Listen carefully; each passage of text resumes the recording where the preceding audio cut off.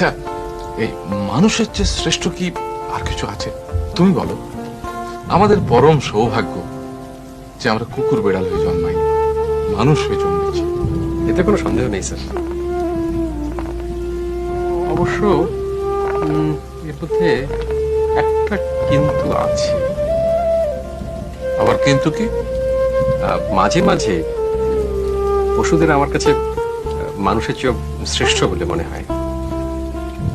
ওই হিংস্র বাঘের কথাই ধরুন না কেন, একটা বাঘ ততটুকুই খাদ্য সংগ্রহ করে যতটুকু তার প্রয়োজন, তার বেশি কিছু নয়।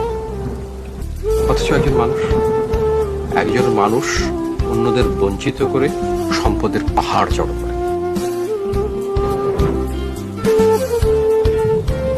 পশুর গর্ভে শুধু পশুই জন্মায়, যেমন বাঘের গর্ভে হিংস্র বাঘ, হরিণের গর্ভে হরিণ শিশু।